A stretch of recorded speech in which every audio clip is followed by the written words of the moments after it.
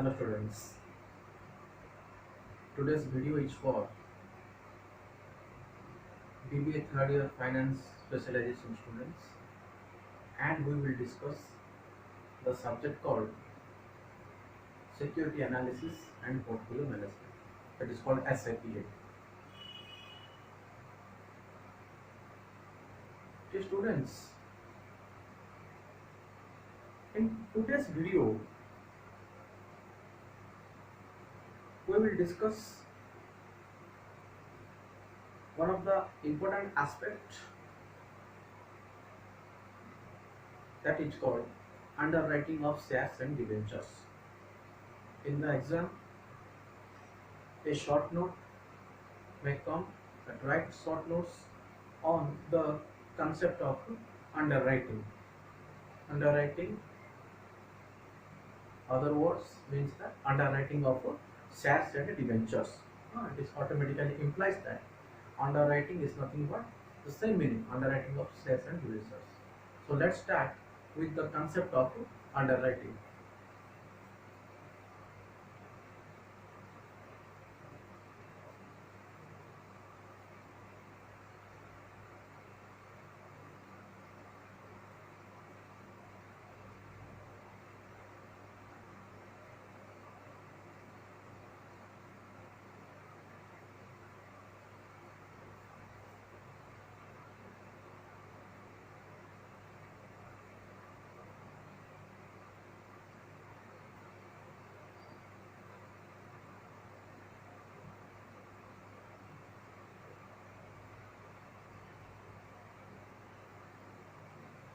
Underwriting of shares and debentures. Dear students, before discussing the textbook meaning relating to the concept of underwriting, let's take one example.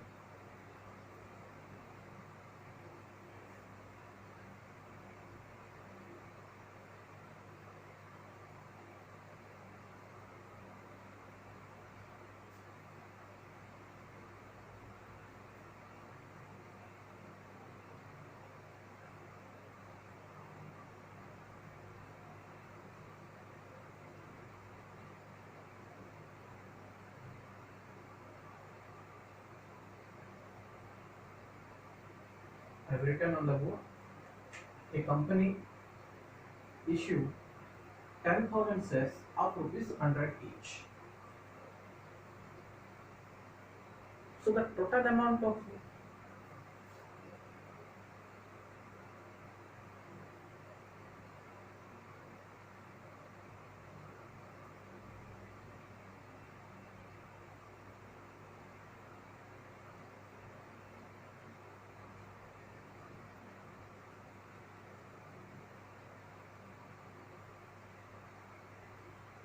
so the total issue becomes 10,000 into 100 equals to rupees 10 lakhs.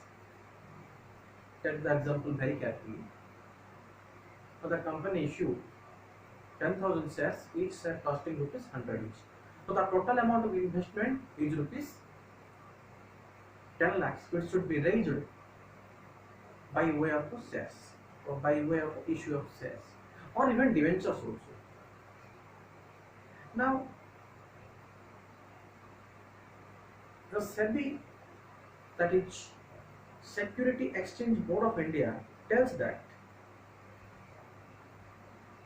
if the company is unable to receive 90% of the face value of a total shares, again repeat, according to Security Exchange Board of India or SEBI, SEBI Act, if the company fails to reach 90% of the total face value of shares, then it is bound, it is compulsory on the part of the company to refund whatever the funds raised by issue of shares or by issue of debentures.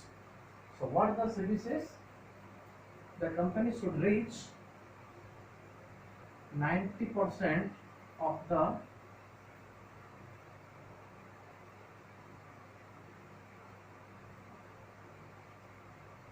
face value of the shares. So in the example, the company issued 10,000 into 90.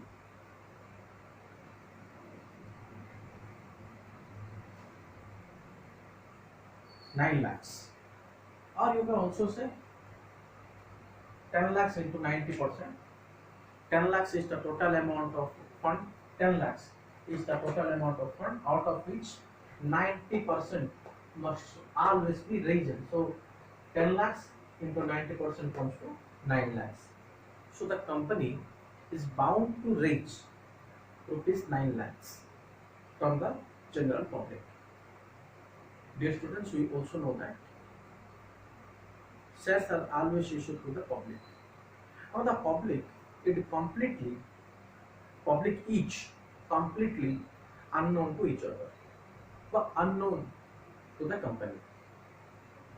Now suppose by issue to the public, the company is able to raise rupees 8 lakh. 8 lakh तक company ने share issue कर लिए और fund भी raise कर लिए 8 lakh, but requirement कितना है हम 9 lakh 9 lakhs.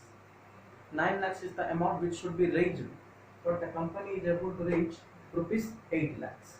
Now for rupees 1 lakh, the difference is 9 lakhs minus 8 lakh, that is 1 lakh. For rupees 1 lakh, since the company has completely failed to the SEBI Act, that is 90% of the face value of shares, these rupees 8 lakhs should be completely refunded to the public. Again repeating, I hope you understand the example. Even though the company is able to raise rupees 8 lakhs for only rupees 1 lakh, because requirement is 9 lakh, the company is able to raise 8 lakhs. So for rupees 1 lakh only, since the company failed to obey or failed for the guidelines as given by the SEBI, that is 90% of the face value the company should always able to raise, but here the company is able to raise only rupees 8 lakhs. For rupees 1 lakh only, all the raised funds should be refunded to the public. So the 8 lakhs should always be refunded to the public, simply because the company is failed to justify the SEBI regulations. Now, in this example, we have seen that the company is having under some sort of risk while issuing the shares. You may say some sort of risk, or someone will say huge amount of risk. I absolutely agree, because always the company need to raise 90% of the total face value of shares that has been issued to the general public. And it is also obvious that the publics are completely unknown to the company. So the company cannot give the guarantee at the time of issue that yes, our company shares will be definitely purchased by the general public. No company can say that, except few A1 graded companies. So this was a major issue. This is not the issue right now. This is not the problem right now.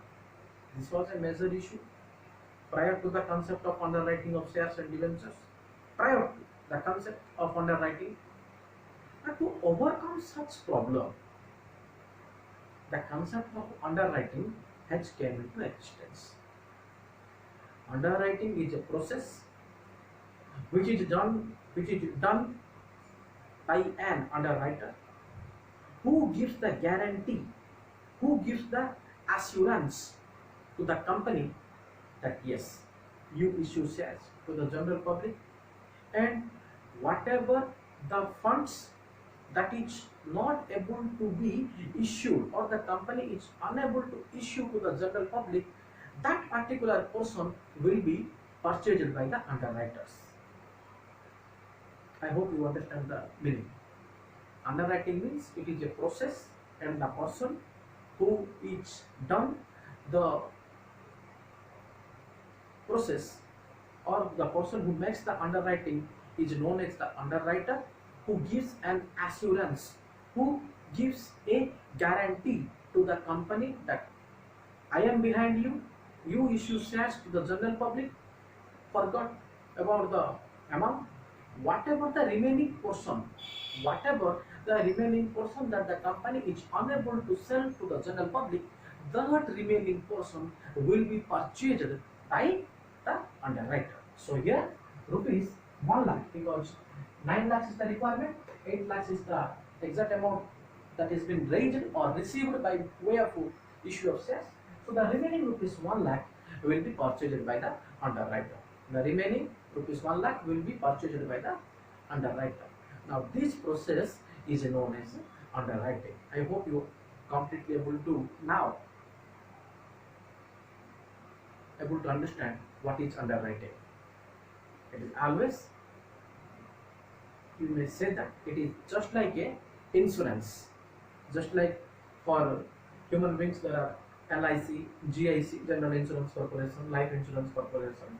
Nowadays hundreds of other insurance companies are also there. Just like the persons making the LIC, the company can also choose or can also opt for an underwriter who play accordingly, just like a insurance company to the general human beings.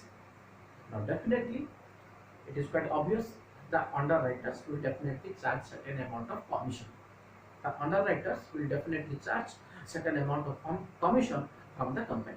Otherwise, how they will take the risk? If some income, if certain amount of commission is not received by them, why there will be the underwriter, or who will want to become the underwriter unless otherwise he gets some amount of commission? So the underwriters will definitely charge certain amount of commission to the company, but it gives an assurance. The company, if appoints an underwriter at the time of issue, the company is completely free of risk. There is absolutely no need for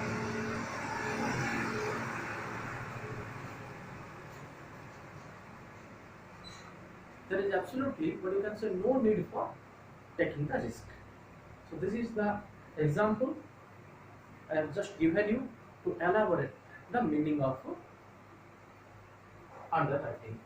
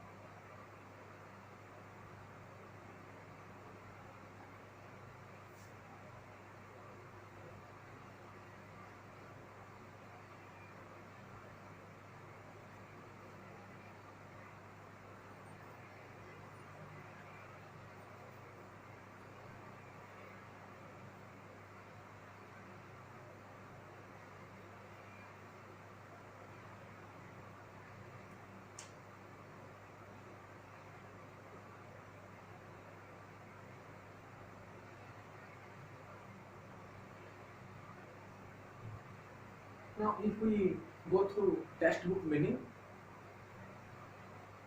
underwriting is nothing but it is a responsibility of giving a guarantee to the company at the time of issuing the securities.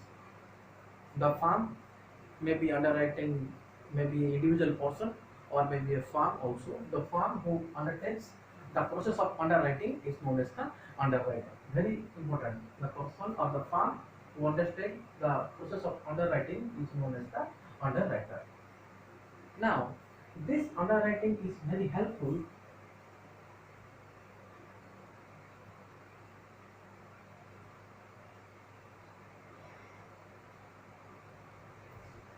to the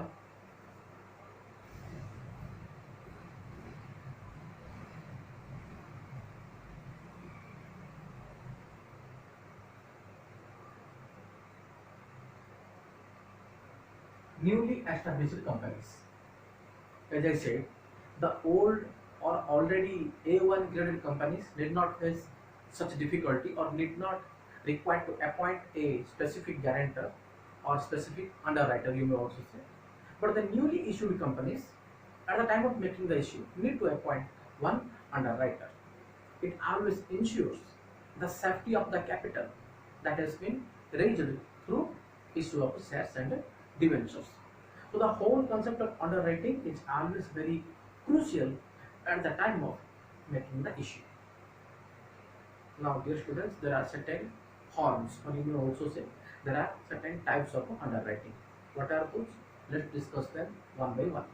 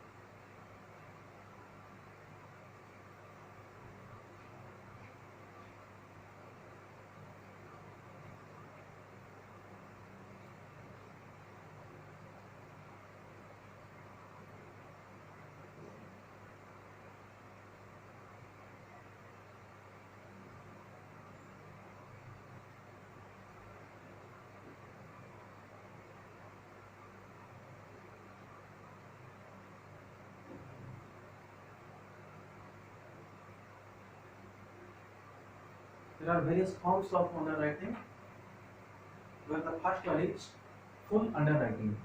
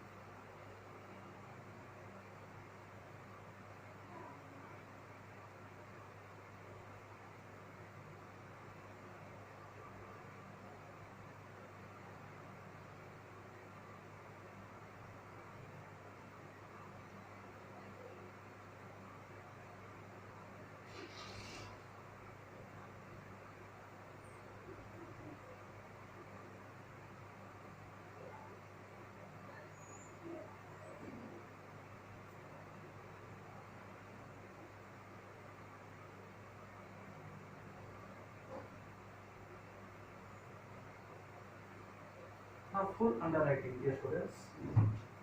What is full underwriting? Just remember the example in your mind always. Just that I just given in today's video. So, full underwriting. Full underwriting always, as the name goes on, full underwriting. So it is nothing but the underwriter under full underwriting is required to pay. You can see the board. Here the underwriter is required to pay the is required to pay the entire amount, is required to pay the entire amount of the security to the company. So in the example, rupees 8 lakhs that the company is able to raise, total issue should be 10 lakhs. Total issue should be 10 lakhs. So here under full underwriting is the company appoints a such an underwriter who is ready to pay the full amount, or the agreement is made under full underwriting of shares, then the underwriter is required to pay the full amount. It means 10 lakhs minus 8 lakhs, because the 10 lakhs should be the total face value of the shares that the company need to raise. But the company is able to raise only rupees 8 lakhs. So remaining rupees 2 lakhs, it means the entire amount. Remaining rupees 2 lakhs the company is required to pay to the company. Now, if the company is able to raise only rupees 4 lakhs in the example, for example, out of 8 lakhs, suppose rupees 4 lakhs the company is able to raise, then in this case, 10 lakhs minus 4 lakhs, because 10 lakhs is the total face value of shares. The company is able to raise rupees 4 lakh. So 10 lakh minus 4 lakh equal to 6 lakhs should be paid by the underwriter. So under full underwriting, it is an agreement made between the company and underwriter that in case of any remaining portion of shares, the underwriter is ready to pay the entire amount of the security to the company. So one thing you may automatically understand, that under full underwriting of shares, the rate of commission will be definitely much higher as compared to other forms of underwriting, because here the underwriter is taking 100% risk, is taking high amount of risk. So definitely the underwriter will charge high amount of commission for taking the risk. One thing, suppose the rate of commission is 30%, 30. For example, मान लेते हैं, the rate of commission is 30%. Now the required amount is 10 lakhs in the example, 10,000 shares, 100 each. So the required amount is 10 lakhs. Now suppose the company is able to raise rupees 10 lakhs, or the entire amount, rupees 10 lakhs, or it is the entire amount which is the company is able to raise. The required amount 10 lakh, able to raise rupees 10 lakh. No debts are pending. The public forcefully purchased all the shares. So the company is absolutely able to reach 100% by issuing the shares. Now also the underwriter will ask for his commission, because it is an agreement, because the company is taking the risk. So at the time of agreement, the company is ready to pay rupees 30%, or at the rate 30% the commission, even though the company is able to reach total or entire amount, that is rupees 10 lakhs. Then also 10 lakhs into 30%, 30% comes to 3 lakhs. 10 lakhs into 30% comes to 3 lakhs. Now here also the company is required to pay rupees 3 lakhs to the underwriter. The company cannot deny on the fact that I am able to reach rupees 10 lakhs. So absolutely there is no debt spending. Why should I pay for you? Because you are not paying anything. No. The company is taking the risk. The underwriter is taking the risk, or the company is making the agreement. So whatever will be the case, the company is bound to pay rupees 3 lakhs to the underwriter. So this is called full underwriting.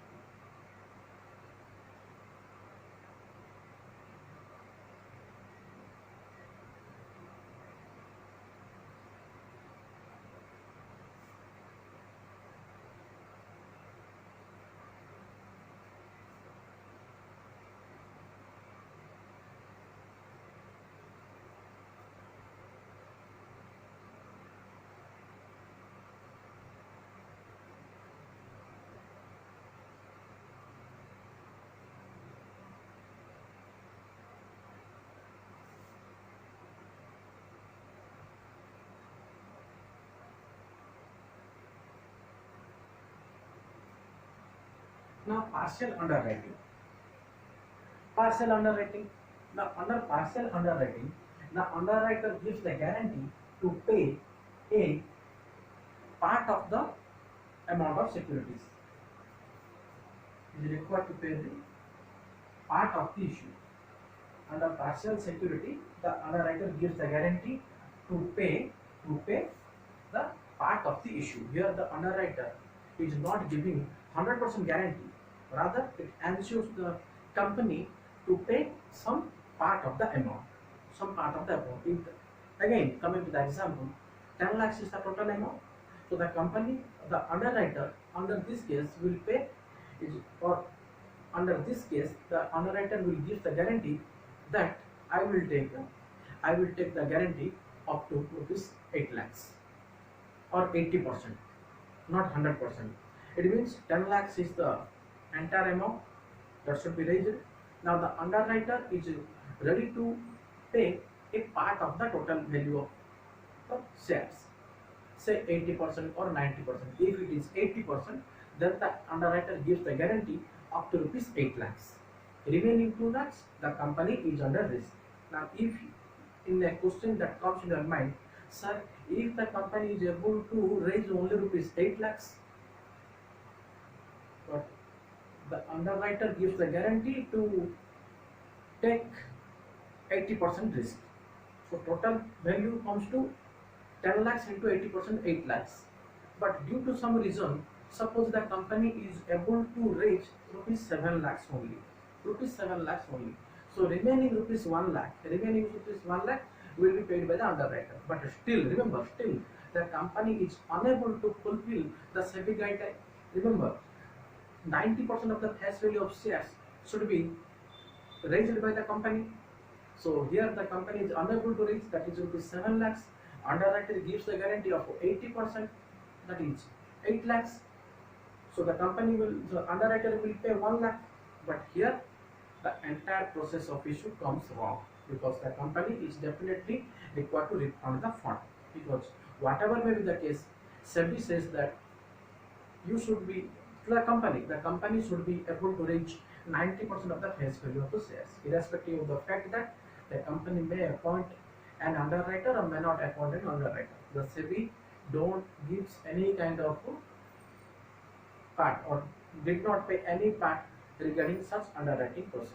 If you will simply see one thing. If you are unable to reach 90% of the face value of shares, just you have to refund the total amount of shares or total amount of raised funds to the general public or to the respected investors. Now, here it is quite better for the company to fix the agreement up to the limit, that is 90%. But different companies follow different procedure. Different companies tend to follow different procedure.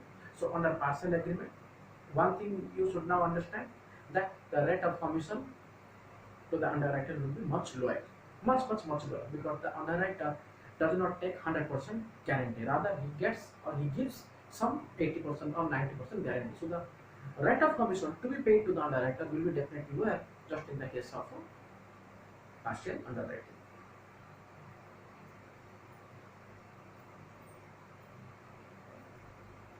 Now, apart from that, there is also another form that you may also say, that is called, very important,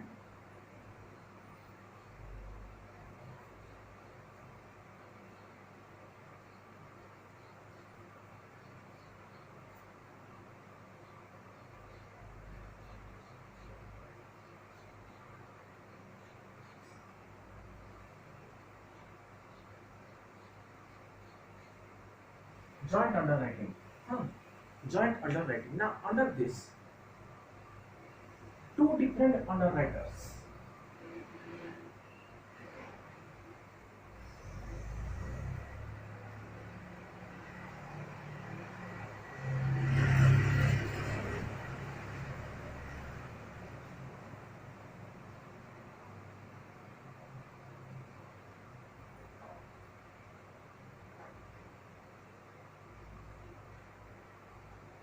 now under joint underwriting of share, two or more different underwriters together makes an agreement to undertake the risk of a particular company.